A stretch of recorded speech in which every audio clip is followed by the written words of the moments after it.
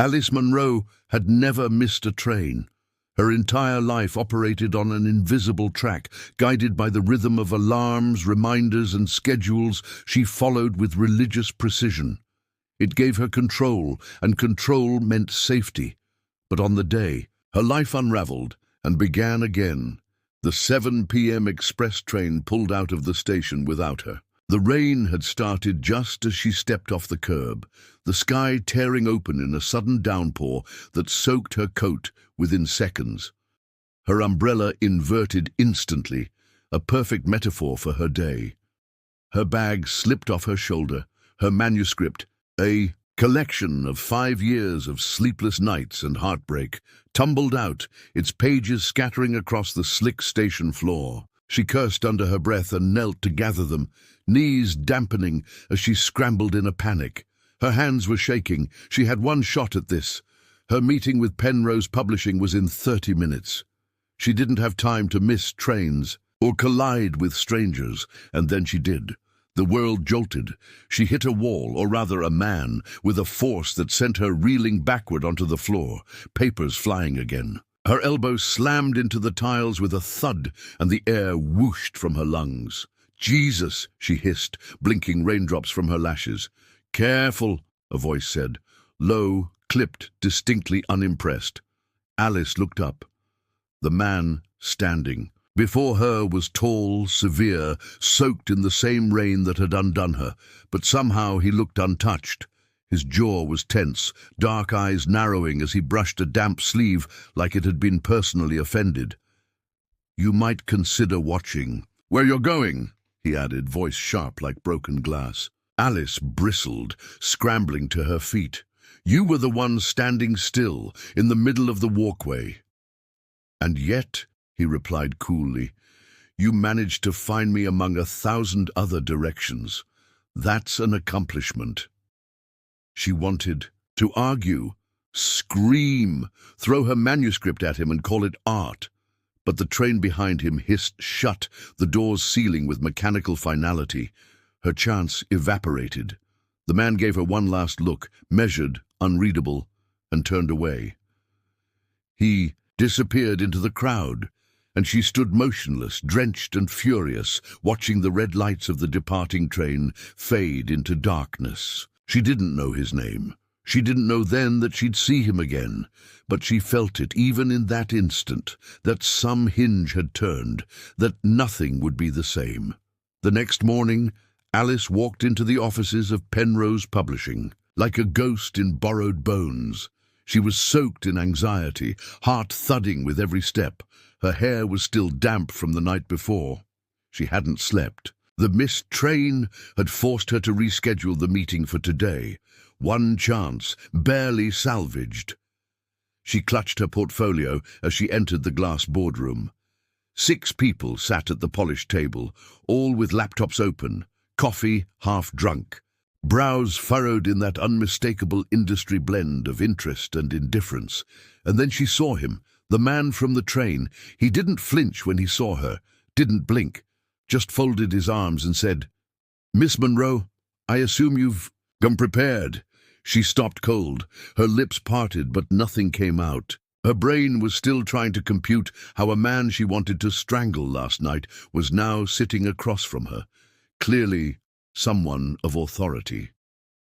"You," she finally said, unsure what emotion to go with. Shock, irritation, humiliation. "I'm Daniel Blake," he said, "executive editor. I've been assigned to oversee your manuscript." Her stomach plummeted. "Fantastic," she said flatly, taking the only empty chair.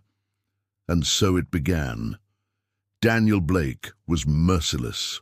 He shredded her prose line by line, sentence by sentence, without a flicker of hesitation or tact. Her story, her blood-soaked passion, project, was picked apart in front of her like it was an engineering draft with faulty equations. But Alice wasn't fragile.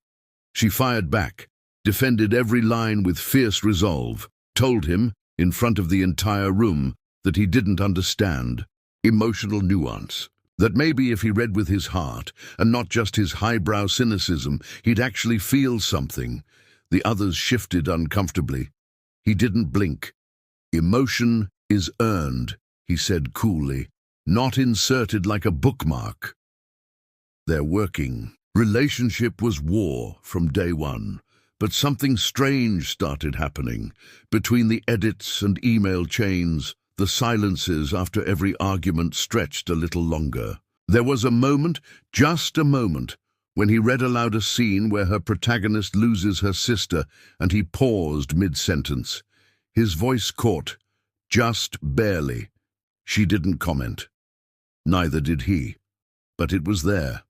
One night, they stayed, late in the office. Everyone else had gone home. She was at the window looking at the city lights, and he was sitting across the room, thumbing through her pages again. She asked him without turning around, "Do you ever write anything of your own?" There was a pause. Then softly, "Not anymore." When she turned to look at him, he was staring at the skyline, like maybe the answer was hidden in one of the lights. He didn't explain. She didn't press. But something shifted, and, for the first time, she wondered if the wall between them wasn't made of stone, but of old wounds neither knew how to mend. Alice wasn't sure if she hated Daniel Blake or was just terrified of how intensely she didn't. Every meeting blurred the line between challenge and connection, like being drawn to the heat of a flame you know will burn you. She told herself it was just creative friction. Told herself it didn't matter how he read her work more carefully than anyone ever had, but the truth crept in, line by line, like ink bleeding through paper. On Tuesday morning, she walked into the conference room and found him already there.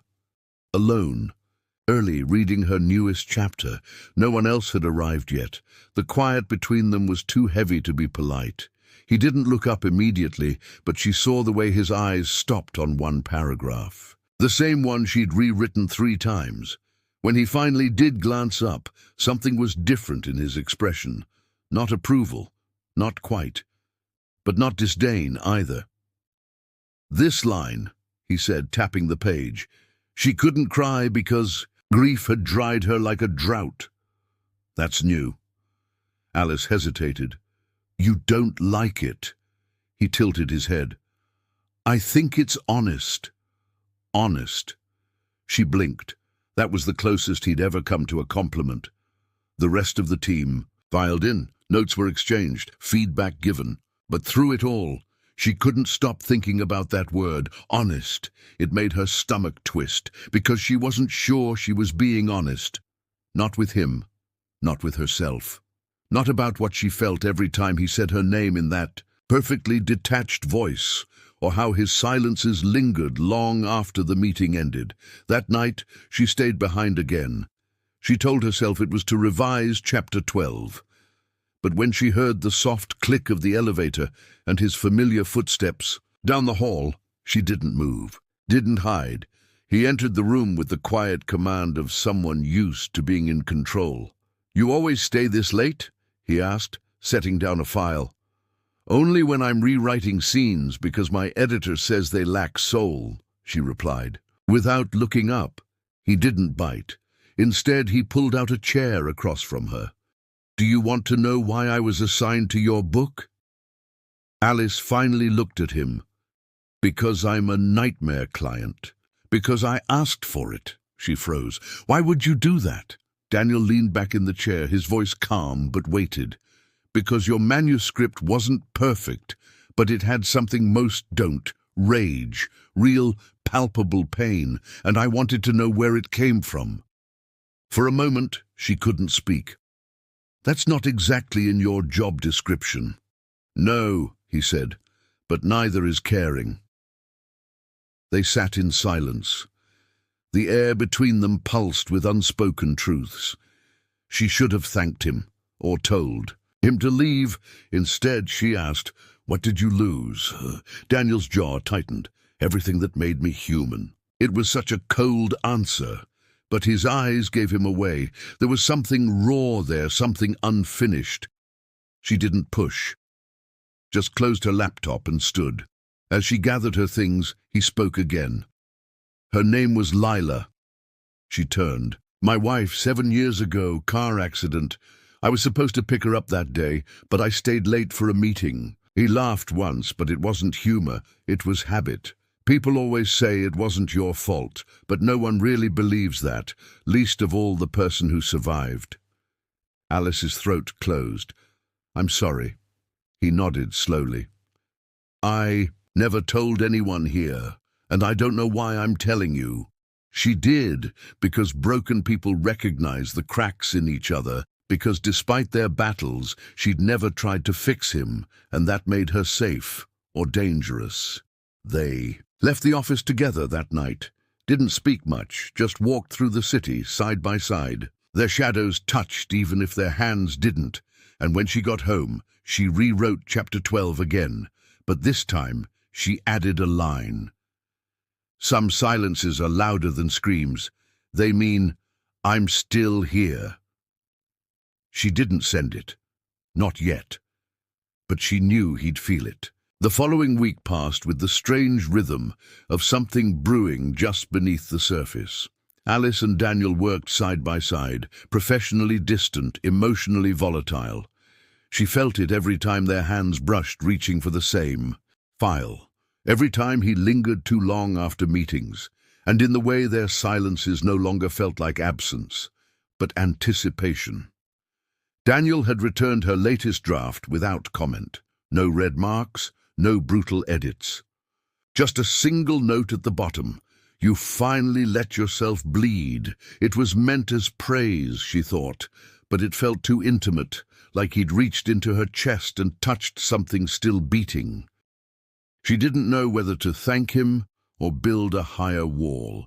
By Friday, the tension had become unbearable. Alice needed space. She left work early, walking without direction through the city streets until her feet ached. She ended up in a quiet second-hand bookstore she used to visit in college. Dust and paper, the smell of stories that had already survived their readers. She found herself in the poetry section. Not because she was a romantic, but because poems didn't pretend to be safe.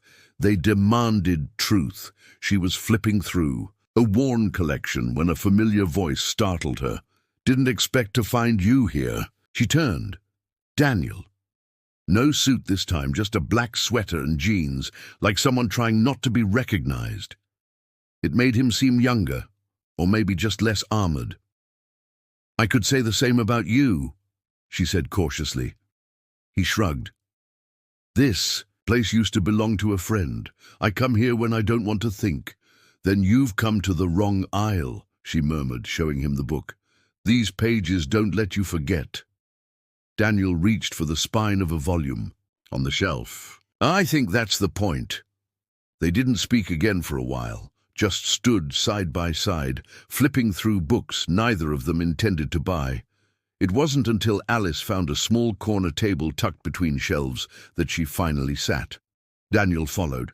I read your chapter again, he said after a pause. And, she asked, careful not to sound hopeful, I think it scared me. She blinked. Because it was bad. He shook his head. Because it was honest. You wrote, like you stopped caring about how you'd be judged. Alice looked away. Maybe I just got tired of pretending. He nodded slowly. Pretending is exhausting. The way he said it made her ache, like he was speaking about more than writing. She wanted to ask what else he was pretending, whether he still heard Lila's voice in quiet rooms, whether her ghost had taken up residence in the spaces he refused to fill. But instead she said, do you ever miss the version of yourself before the grief? Daniel didn't answer immediately. When he finally did, his voice was low. I don't remember him well enough to miss. The bookstore's light flickered as dusk settled in. They sat in the fading glow, surrounded by forgotten stories and people who had once dared to write them. In that stillness, something passed between them, not touch, not yet, but proximity, the slow, painful process of letting someone close enough to matter. When Daniel stood to leave, he hesitated. I never told you this, but I admired your first draft. She laughed softly. Could have fooled me. I had to push, because I knew there was more. That night, Alice stayed up rereading her own words. For the first time, they didn't feel like fiction, they felt like confessions. And when she checked her inbox before bed, she found a message from Daniel. No subject line, no greeting, just one sentence. Meet me tomorrow. No books, just coffee. Her heart skipped, and for the first time in years, she didn't run. Saturday arrived with the kind of overcast sky that promised rain, but didn't deliver. Alice sat at the corner of a small cafe, tucked between two old buildings, sipping a lukewarm latte, checking the door every 2 minutes. She wasn't nervous. At least, that's what she told herself. But the second Daniel walked in, dressed, in a coat too formal for the neighborhood, her pulse betrayed her. He spotted her immediately and gave the smallest nod before approaching. No smile, no mask of small talk, just that intense gaze that made her feel both exposed and seen. "I wasn't sure you'd come," he said as he sat. "I wasn't sure." "You were serious," she replied, wrapping her hands around her cup like it might anchor her. They didn't talk about work. That was the unspoken rule. Instead, they talked about everything else, growing up in quiet towns, the books they lied, about having read, the songs they secretly loved. Daniel surprised her by mentioning a dog he'd had as a boy. His name was Comet, died of heart failure. "I didn't cry," he admitted. "I just sat there and felt the world shrink." Alice understood that feeling too well. Their coffee turned into 2 hours, then 3. When they finally stepped outside, the city was wrapped in the soft hush of late afternoon. A fine drizzle started, blurring the edges of buildings. She didn't have an umbrella. He didn't offer one. But he walked beside her anyway. "Why did you really ask me here?" she asked, pausing under a storefront awning. Daniel was quiet. Then, "Because I can't separate your words from you anymore." She blinked. "What does that mean?" "It means the book isn't just a project to me. And you're not just a writer. I'm editing." The air between them tightened. Alice didn't know how to respond, so she didn't. She looked away, heart pounding in rhythms she hadn't felt in years. "I don't expect anything," Daniel added. "I just needed you to know."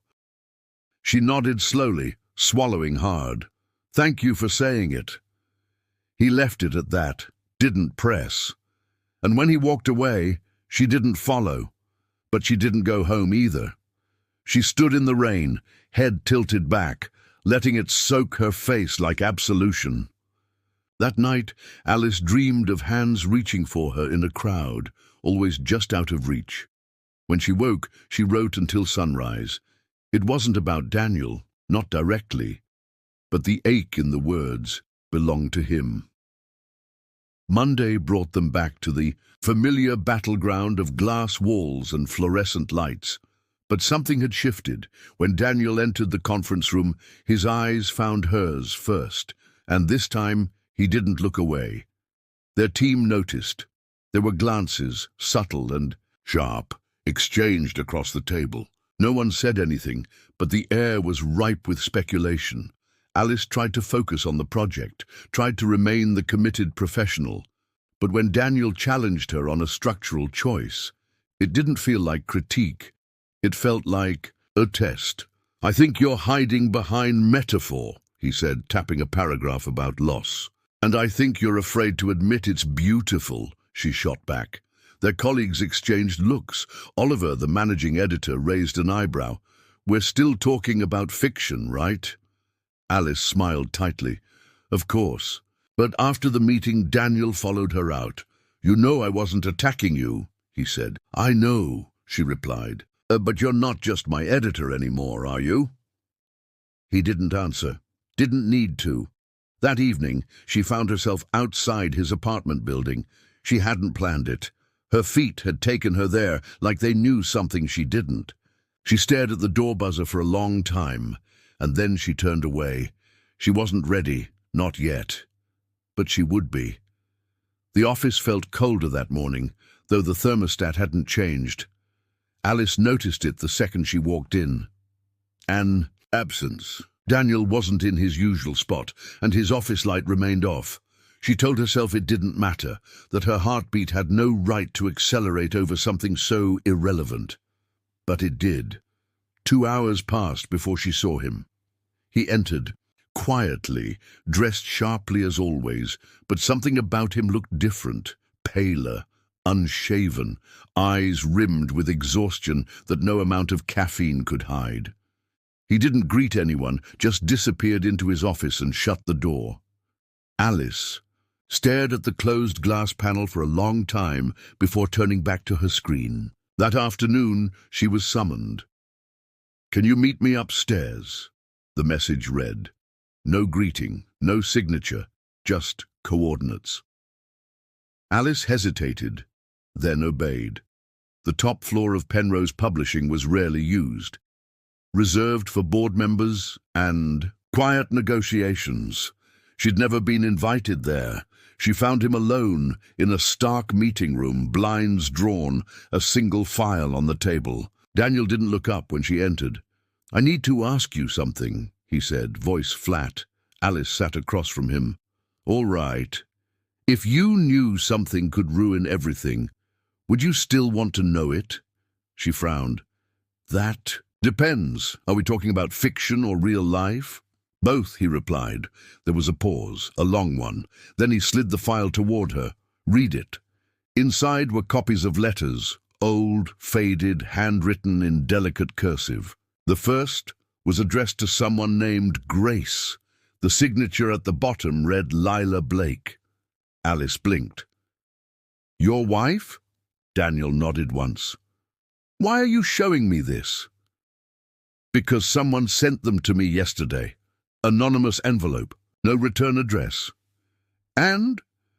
Daniel leaned forward, resting his elbows on the table. "I thought I buried everything with her, but someone wants me to dig it up." Alice flipped through more pages. The letters spoke of secrets, fears, regret. There were references to someone she called A, and a line repeated across 3 of the notes: "He must never find out." Alice looked up. "Find out what?" Daniel's jaw was tight. "That's the problem. I don't know." Silence filled the room like smoke. "I thought maybe you—" he began, then stopped. "Me?" she asked. "You see things other people miss." Alice sat back, heart racing. "Daniel, are you asking me to help you investigate your dead wife?" He didn't smile. "I'm asking you to help me understand whether I ever really knew her." Alice didn't answer immediately. She stared at the file, at the smudged ink, the trembling handwriting, at the quiet devastation of a woman unraveling in secret. Finally she whispered, "All right, but if we do this, we don't lie to each other." Daniel met her eyes. "Deal." They shook on it. A small gesture, but one that trembled under the weight of what it meant. Over the next few days, the mood shifted. Their meetings took on a dual edge, half edits, half investigation. They whispered between office walls, shared glances no one else understood, traded notes like clandestine operatives. They discovered that Grace, the recipient of the letters, was real, an old friend of Lila's who'd moved abroad years before the accident, but her last known address had gone cold. Alice traced a few digital threads. Daniel made phone calls, in a voice she hadn't heard before, soft, uncertain, almost hopeful. Every lead deepened the mystery, and every night Alice thought about what this really was. Not just grief, not just love, but the haunting knowledge that even the people we lose can keep secrets from us. One evening, as they walked out of the office together, Alice asked, "Do you think you're ready for whatever truth we find?" Daniel didn't answer right away. Then, "No, but I'd rather know than live in fiction." That night he touched her hand for the first time, just briefly, but it burned into her skin like a promise. 2 weeks after finding the letters, the quiet corners of Penrose Publishing had become their unofficial war room. Alice and Daniel now operated in the shadows, editing by day, unraveling secrets by night.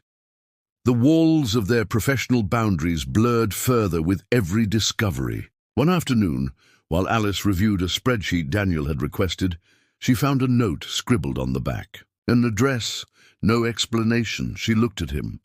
"I think I found Grace," he said softly, "or what's left of her." Alice's heart dropped. "What do you mean?" Daniel leaned closer, lowering his voice. "She died 5 years ago. Cancer, but there's a storage unit in her name, unpaid for months. I think she kept Lila's things there." They didn't wait. That evening, they drove 2 hours north of the city to a rusted facility surrounded by wind and silence. The clerk barely looked up when Daniel paid the fee. Unit 308 creaked open like a forgotten chapter. Inside, dust choked the air. Boxes, stacked like graves. A small chest labeled Lila sat in the center. Alice opened it with trembling fingers. Photographs, a half-burned journal, more letters, and an old recorder. Daniel picked it up, examining it. "She used to keep audio." "Journals?" he murmured. He pressed play, static, then a voice, soft, female, haunted. "If he ever finds out, if Daniel ever knows the truth about her, I don't know what he'll do. I'm not protecting myself. I'm protecting him." Daniel froze. The words hung between them like ghosts. Alice whispered, "Who's A?" He shook his head slowly. "I don't know." They listened to the rest in silence. Fragmented memories, regret, mentions of a decision, of a child. That word stopped everything. Child. Daniel sank onto the floor, legs folding beneath him. Alice knelt beside him. "She didn't tell you," she said quietly. "No," he replied. "She couldn't have. We were trying. For years, she said she couldn't." The silence that followed was louder than any scream. He didn't cry, but his hands shook as he held the recorder. They drove back in near silence, city lights flickering on like distant stars. At a red light, Daniel finally spoke. "She lied to me." Alice glanced at him. "Maybe she thought she was sparing you something." He laughed bitterly. "Grief doesn't spare anyone. It just delays the blow." When they reached her apartment, she turned to him before getting out. "I'm sorry, Daniel, for all of it." He nodded, and then, for the first time, he leaned in. Not for a kiss, not quite, but their foreheads touched. A fragile tether. In the dark, the next morning at work, something had changed, not in words, in the way Daniel watched her like she was the only steady thing left, in how he defended one of her passages in front of the entire editorial team. "Alice's scene doesn't need changing," he said, firm. "It's the rawest thing in this book, that's the point." Oliver raised an eyebrow. "Noted." Later, she cornered Daniel in the hallway. "That was unexpected." He shrugged. "I don't need to be your editor to know when something's true." Alice studied him. "And what about being more than my editor?" He didn't answer, but his gaze said everything. That night, she couldn't sleep. The image of Daniel in that storage unit haunted her, not because he looked broken, but because he still held himself like he wasn't allowed to be. She opened her laptop and wrote something new. "A man stands in the ruins of his life, holding a secret that was never his to carry. And somehow, it still weighs like guilt." She didn't send it, but she knew he'd read it soon enough, and when he did, he'd know. She wasn't running anymore. It began with a name. Alice was combing through the scanned documents from the storage chest when she found it, buried in one of Lila's letters, nearly illegible, as if she had second-guessed writing it even as her hand moved. Aiden. She stopped cold. The letter wasn't like the others. This one was written in fragmented sentences, frantic. It was addressed to Grace, like most, but the tone was different, fearful. Alice read the paragraph again and again. "I saw him. I swear I saw him. He followed me after the conference. I should have told Daniel. I can't anymore. He'll blame himself. I blame myself. I never should have spoken to Aidan again. Alice's fingers tightened on the page. She opened a search tab, heart pounding, and typed the name, Aidan Blake. At first, nothing. Then, an obituary. Aidan Blake, 34. Found dead in a hotel room 3 months before Lila's accident. The cause was ruled suicide. Unmarried. No children. Survived by his half-brother, Daniel Blake. Alice's breath caught. She reread the line. Half-brother. She reached for her phone, hands shaking, and dialed Daniel, straight to voicemail. She texted, "We need to talk now." He didn't reply. She couldn't sit still. She grabbed her coat and ran down 4 flights of stairs, caught a cab, and directed it to Daniel's address.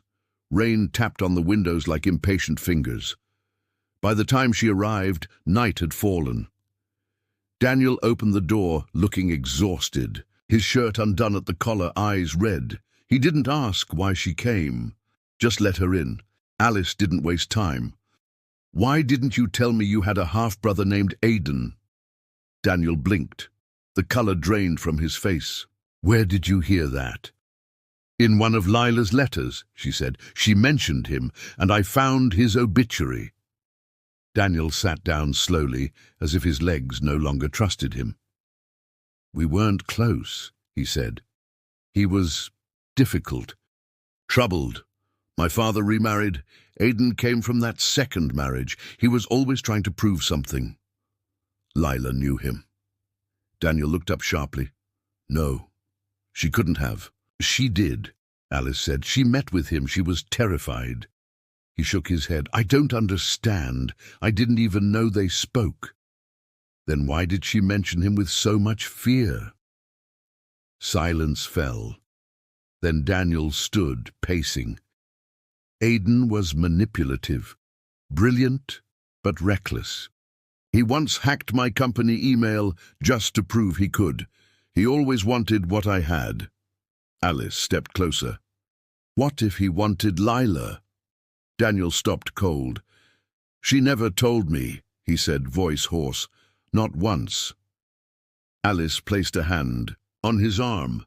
"Maybe she was protecting you. Maybe it was worse than we thought." Daniel covered his face with both hands. "I thought losing her was the worst pain I could feel. But this is like she's dying all over again."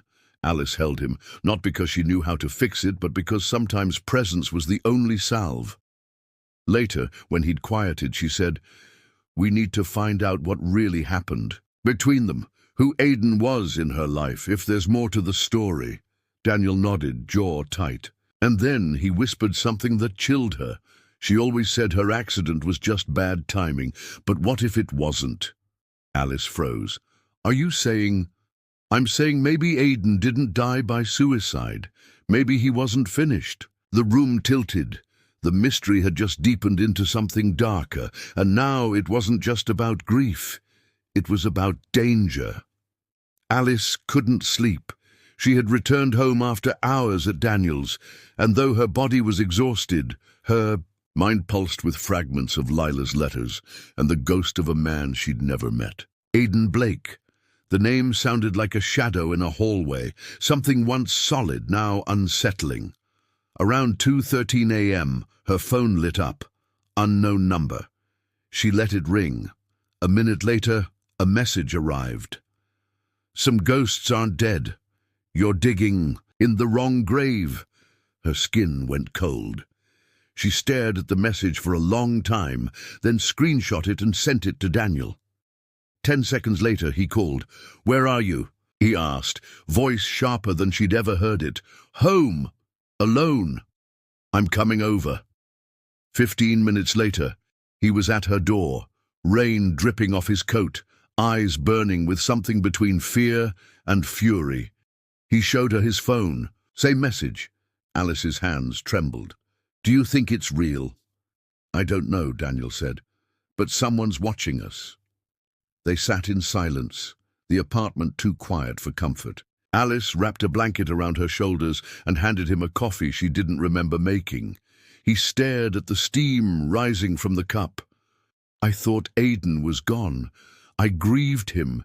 Even when I hated him, I still mourned what we could have been." Alice nodded. "And now?" "Now I think he left behind more than guilt, maybe even more than secrets." They stayed up the rest of the night, going through every piece of Lila's handwriting again, looking for connections. Aidan's name appeared 4 times. Once was crossed out violently, another was scrawled in the margin beside a poem, one Lila never published. "They found me again in the mirror I broke."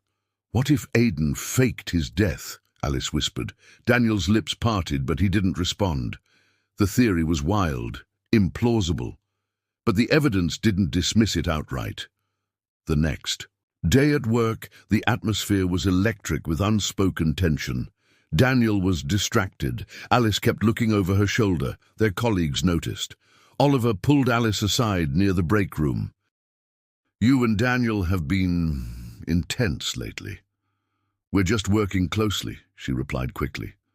Oliver gave her a knowing look. "I hope that's all it is. Because people talk, and Daniel Blake doesn't make personal exceptions. Not even for himself." The warning lingered as she walked away. That afternoon, Daniel handed her a flash drive. "What's this?" she asked. "Aidan's last emails. I kept them. Never opened the last one." Alice hesitated. "Why not?" "Because I wasn't ready to hate him again." Together, they opened the final message. It was short. "You win, brother, but it's not over. She never told you everything. I made sure of that." Alice exhaled sharply. "He knew something. And he wanted me to suffer for not knowing," Daniel said, voice like gravel. Alice met his eyes. "So let's find out what it was." That night, Alice stayed at Daniel's apartment, not because she was afraid, but because they both knew that whatever they were walking into, it would be safer facing it together. They didn't talk much, just shared space, quiet glances, the kind of silence that said, "I don't know where this leads, but I'm not letting. You go first." In the middle of the night, Alice woke to find Daniel sitting at his desk, staring at an old photo. Lila and Aidan, younger, smiling, unaware of the storm to come. She walked over and rested a hand on his shoulder. "They look happy," she whispered. "Then why does it feel like everything after this picture was a lie?" he replied. Alice didn't have an answer, but she sat with him until the sun began to rise, and when it did, they both knew the real story was just beginning. The next morning, Daniel's apartment was filled with the quiet sounds of normalcy, a kettle boiling, distant traffic, the rustle of paper, but underneath that calm beat the drum of unease. Alice sat at the kitchen table, scrolling through the scan of one of Lila's older journals. She paused when a word caught her eye: inheritance. She enlarged the image. The context was strange. Aidan thinks he's entitled, but Daniel will never agree. I can't be the one to choose, but I'm caught in the middle of their storm, and the will is the spark. Alice frowned. "Daniel, did your father leave anything to Aidan?" Daniel looked up from the stove. "Not much, a business share, but he had debts. He burned through everything before he died. Did Lila ever manage any of that?" He nodded slowly. "She was executor for a few accounts. We didn't talk much about it after the funeral. I assumed it was all closed." Alice pushed the laptop toward him. "What if she found something in the paperwork? Something Aidan didn't want her to see?" Daniel sat down, rereading the paragraph, his brow furrowed. If she did, it could explain the fear and the guilt. Alice exhaled. "We need to find that will." Later that day, they visited Daniel's old family attorney. The office was all mahogany and brass, a place where secrets wore suits. The receptionist looked up when they arrived. "We're here to review the Blake estate records," Daniel said. The woman stiffened. "I'm afraid that file is sealed, court-ordered." Daniel's jaw tightened. "On whose request?" She checked the log. "It doesn't list a name, just a sealed order." Alice stepped forward. When was it sealed? The receptionist hesitated. 2 days after Lila's death. Daniel froze. That doesn't make sense. That's too fast, Alice whispered, almost like someone was trying to bury it. They left with nothing but a deeper mystery. Outside, Daniel kicked the curb, frustration sharp in every movement. She was trying to protect something, he said. Maybe us, maybe the truth. But someone made sure it stayed hidden. Alice looked around. Do you ever get the feeling we're being watched? Daniel stilled. I got that message too, remember? She added. I'll check the building's security footage, he said. We need to be careful. That night, Alice returned to her apartment alone for the first time in days. She tried to focus on the novel, on work, but the words felt hollow. Every scene she wrote was tainted by real life, by shadows and secrets, and the face of a man she loved, breaking under the weight of the past. She was halfway through a paragraph when she heard it. A click, then a creak. The front door. She froze. Had she locked it? She grabbed her phone and moved silently toward the entrance. Hello? She called, voice steady despite her pulse. No answer. She flicked on the hall light. Empty. She checked the lock, still bolted. No signs of a break-in. Still, her heart wouldn't slow. Then she saw it. A single sheet of paper slipped halfway under the door. Typed. No signature. Stop asking questions. The dead don't answer, but they do take company. Her hands shook as she took a photo and sent it to Daniel with one word.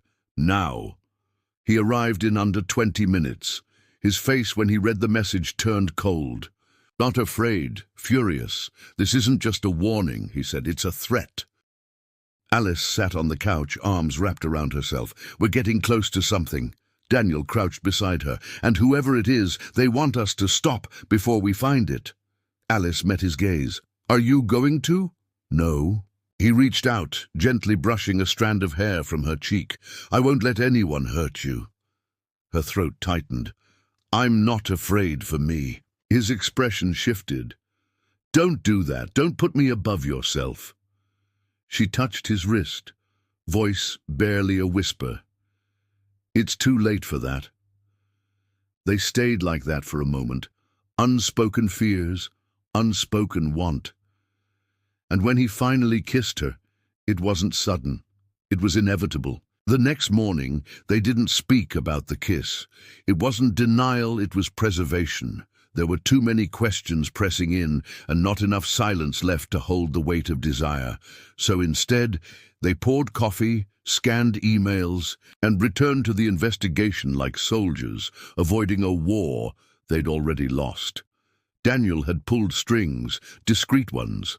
A friend in digital forensics helped him recover fragments from an old drive Lila had once used. It was buried in one of her backup devices, dated 6 days before her death. There's a voice file, Daniel said, placing a flash drive on the table between them. Corrupted, mostly. But there's one playable segment. They looked at each other, breath held, then clicked play. Lila's voice, shaking, emerged from the speakers like a ghost pulling back its veil. If anything happens to me, it's not an accident. I want this to be clear. Aiden is not who he says he is. He's been threatening me. About the money. About the files. I don't know what to do anymore. I can't tell Daniel. He'll blame himself. He always does. Then static. And silence. Alice's hand flew to her mouth. Daniel stood, pacing, every muscle in his body coiled tight. She knew, he said. She was terrified, and she still kept it from me. She was trying to protect you, Alice replied. That much is clear. But from what? From Aiden? From the will? From herself? Alice shook her head. It doesn't add up. If Aiden was dead, who's sending the messages now? Daniel turned sharply. Unless he isn't. She swallowed. We need proof. If he faked his death, someone helped. There has to be a trail. Later that day, Alice visited the Public Records Office. She requested Aiden Blake's death certificate, posing as a freelance biographer. It wasn't illegal. not quite.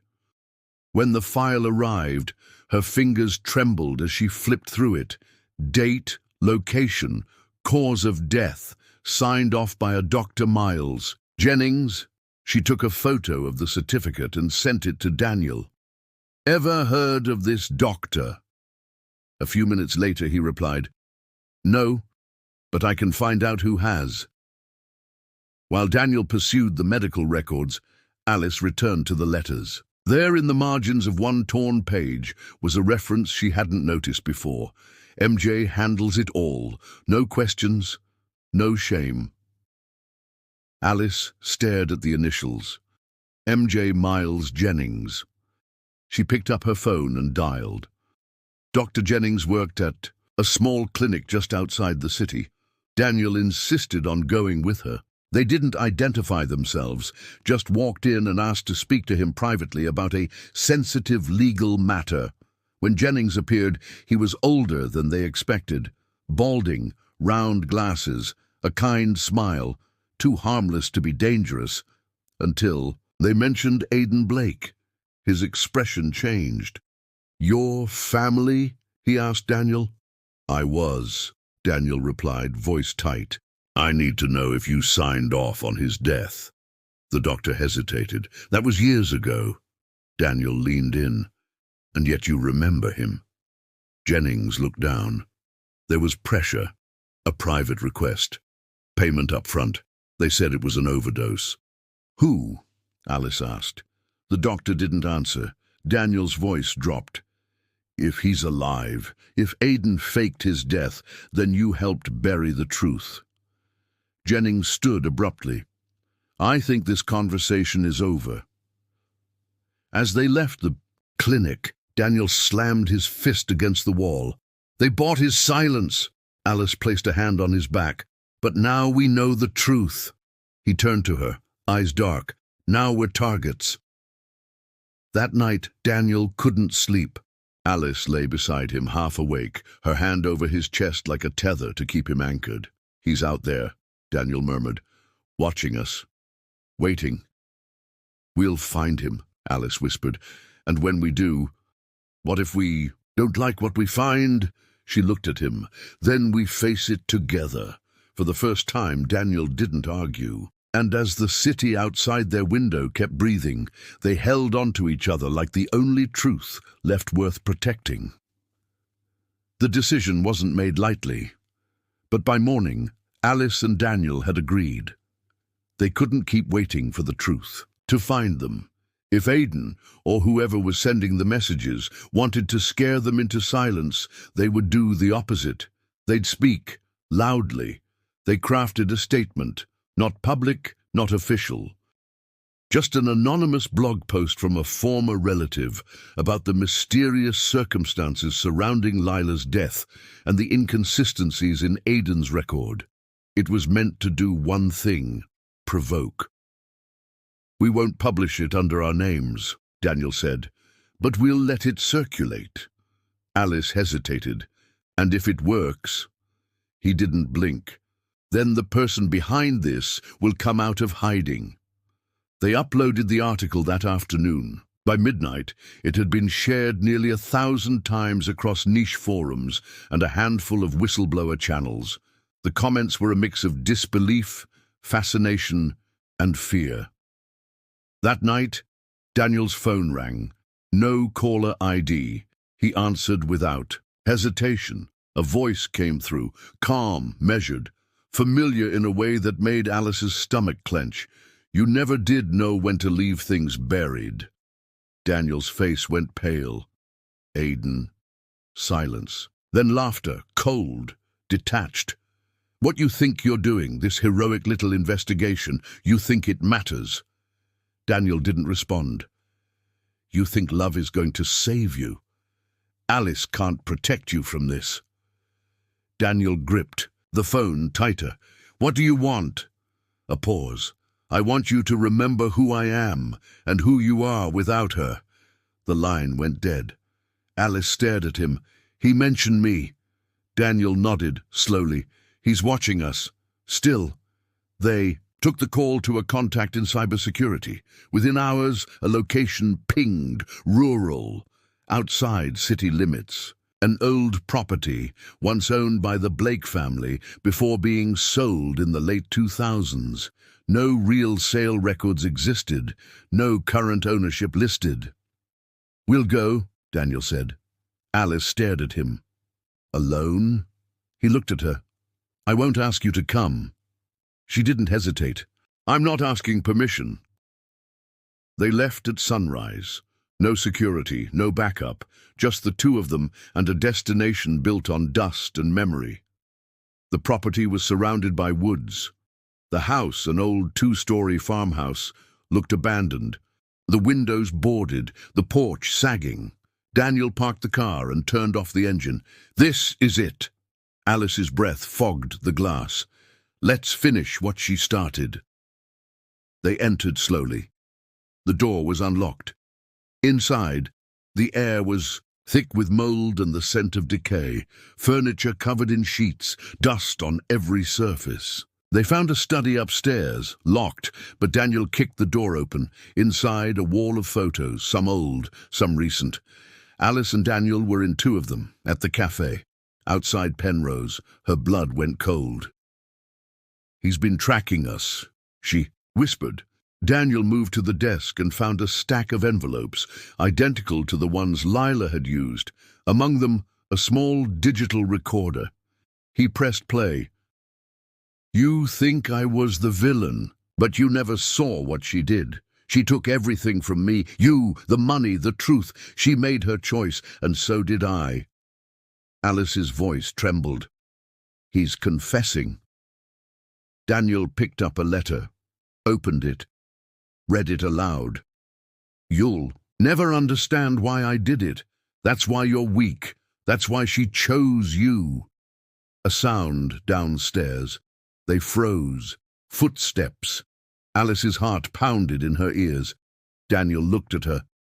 "We have to move, now." They grabbed the recorder and letters and slipped out through the back door, through the woods, into the car. As they sped away, Alice turned in time to see a silhouette standing on the porch, unmoving, watching. Back in the city, they handed the material to a contact in law enforcement. The officer listened, took notes, promised discretion.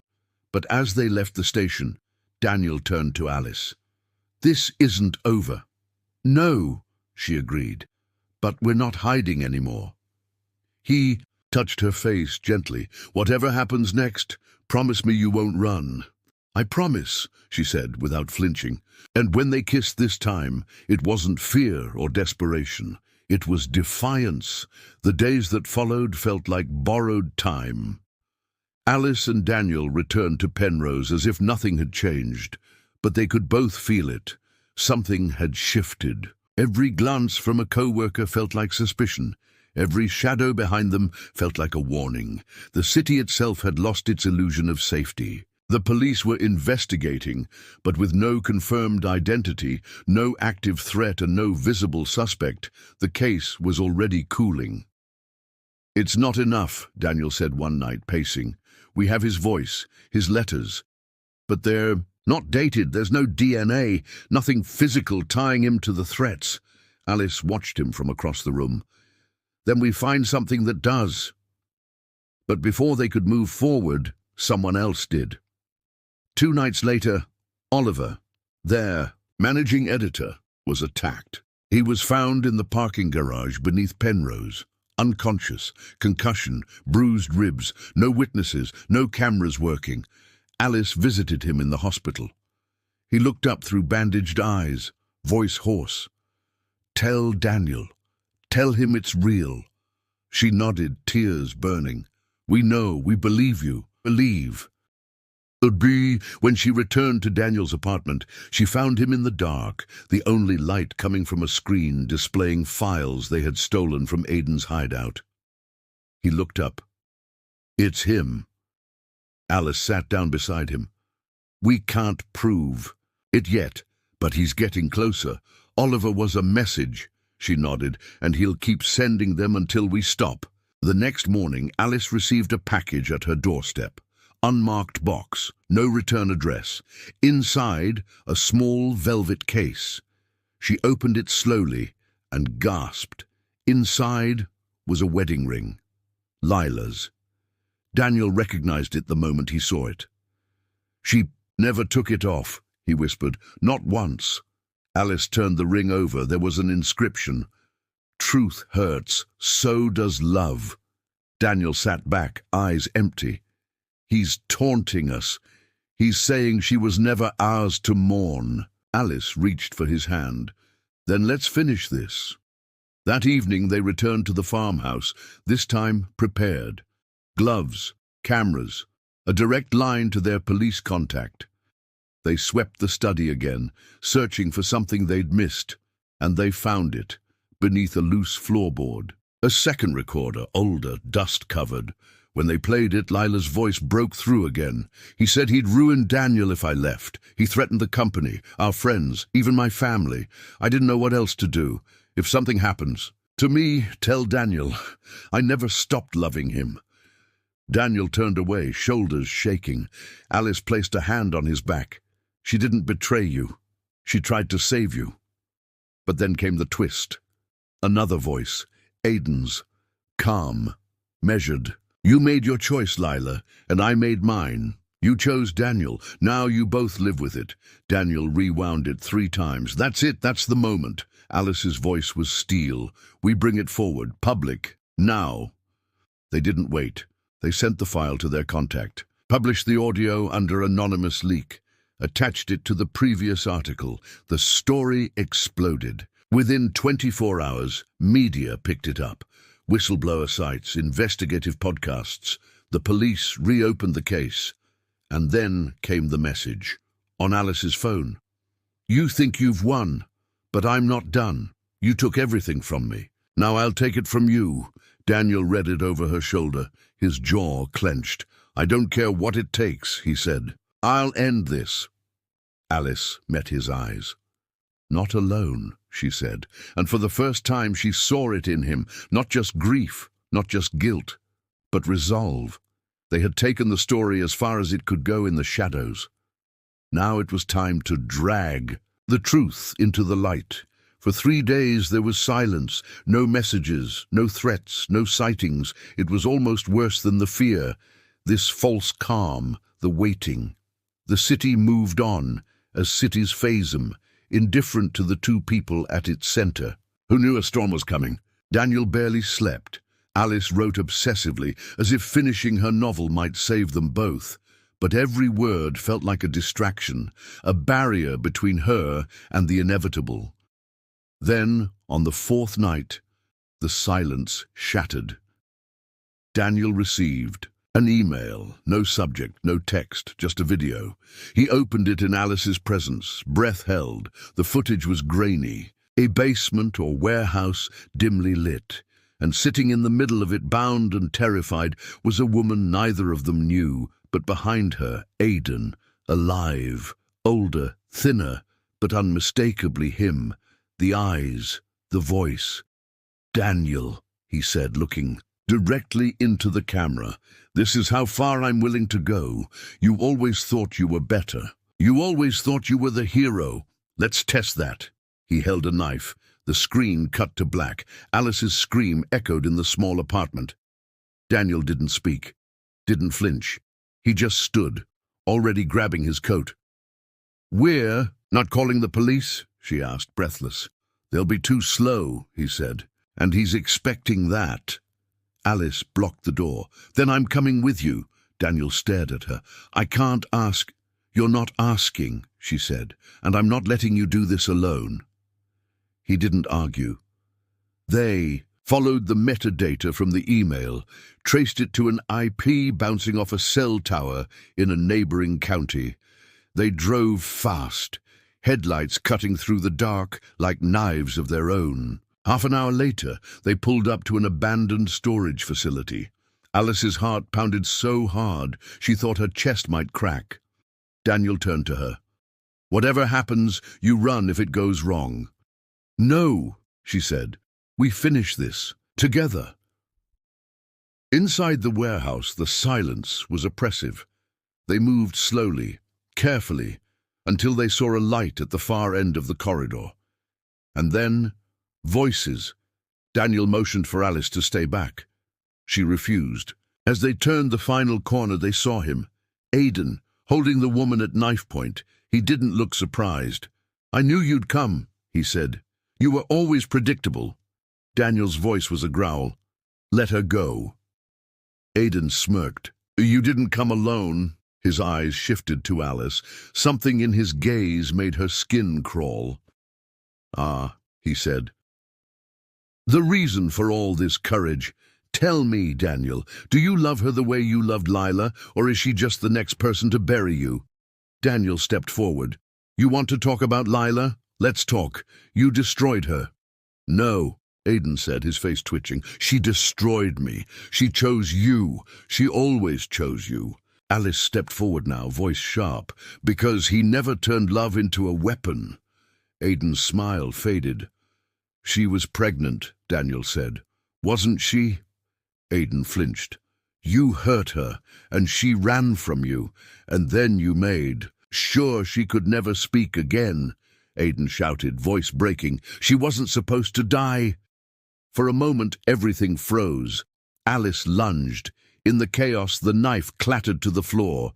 The woman kicked herself free. Daniel tackled Aidan. The two brothers crashed into the wall, fists flying, years of rage and silence erupting. Alice grabbed the knife, holding it between trembling fingers. "Daniel!" she shouted. He pinned Aidan down, breathing hard. Sirens wailed in the distance. Someone had called the police. Daniel looked down at his brother. "I should hate you," he said, "but I don't. I pity you." Aidan sobbed once, just once.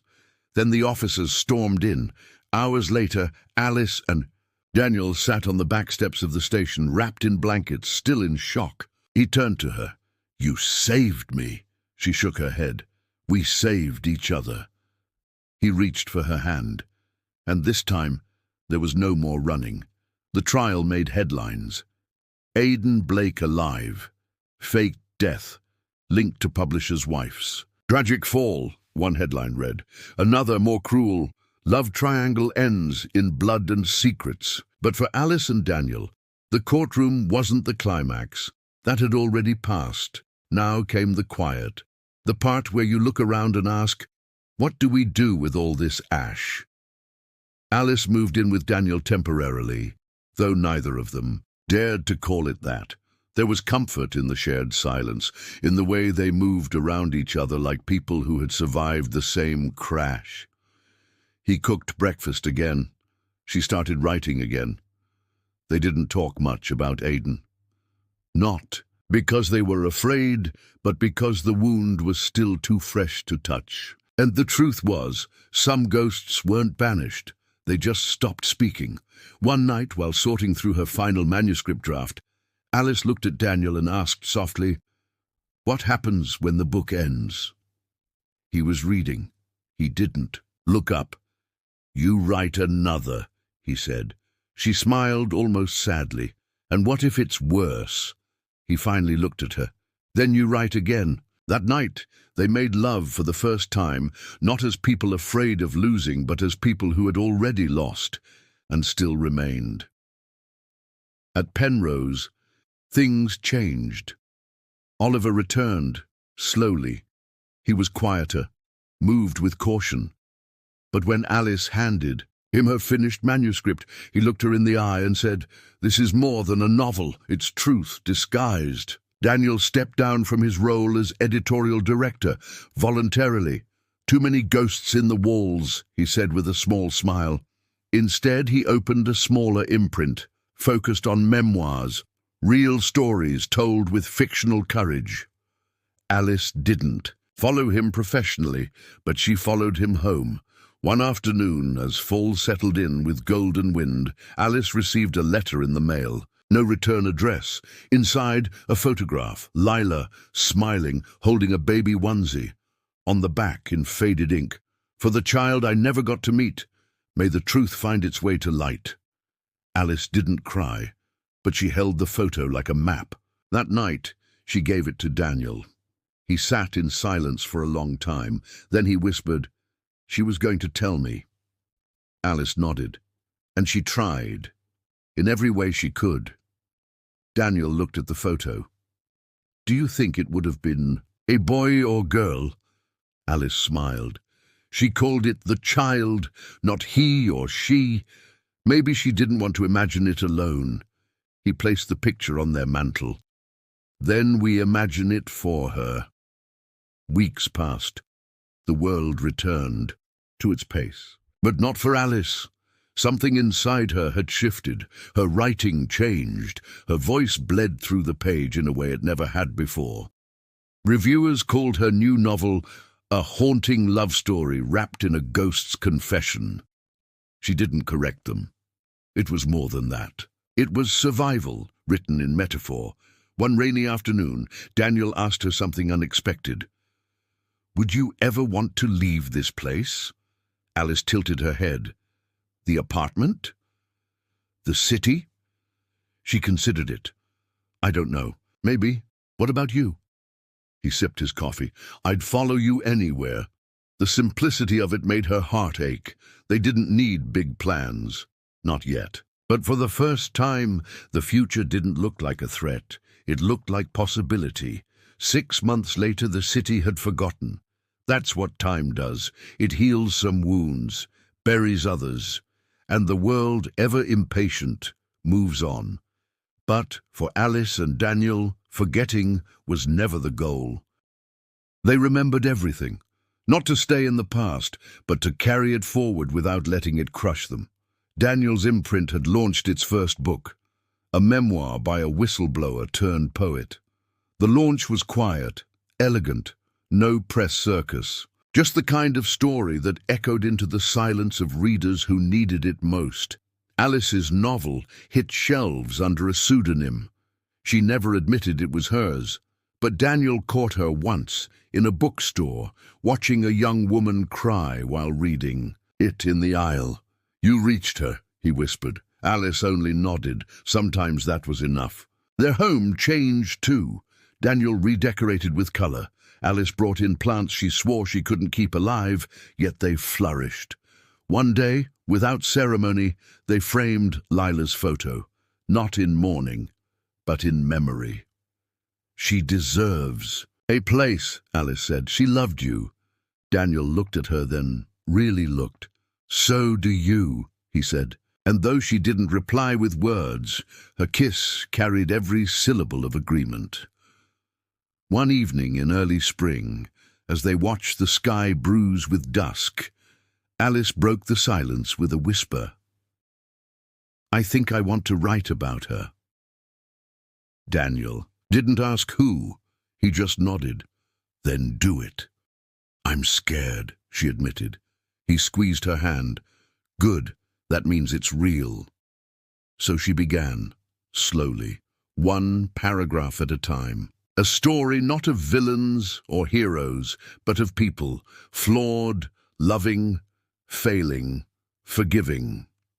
The working title, What Love Leaves Behind. On the anniversary of Lila's death, they didn't light candles or visit graves. Instead, they cooked her favorite meal, pasta arrabbiata. Too spicy. Daniel choked. Alice laughed. Later, he pulled her close, whispering, "You gave me back something I thought I'd buried with her." Alice leaned into his chest. "And you gave me something I thought I'd never find." He kissed her hair, and neither of them said love. They didn't need to. Weeks later, Alice got a letter, this time with a return address. It was from Grace, Lila's friend, still alive. She'd read the story, recognized the voice, wrote, "To say thank you. I thought I was the only one carrying her secrets," she wrote, "but you made sure they weren't buried. Thank you for loving her enough to tell the truth." Alice folded the letter and tucked it inside the first edition of her novel. Some truths don't need an audience. They just need to be known. One night, months later, as rain tapped against the windows, Daniel asked her, "Do you still dream about her?" Alice didn't pretend not to know who he meant. "Sometimes," she said, "but it's not a nightmare anymore." Daniel smiled. Me too. They went to sleep that night in each other's arms, not untouched by sorrow, but softened by it, because the truth is, healing doesn't erase the past, it just makes room for it. And for the first time in a long time, both of them believed there would be joy again, not in spite of everything they lost, but because of everything they found together. Wow, what a story, right? I'd love to hear what you thought. Drop a comment, rate it from 1 to 10 and tell me where you're watching from. And hey, don't forget to subscribe and check out the other stories we have on the channel. There's so much more waiting for you.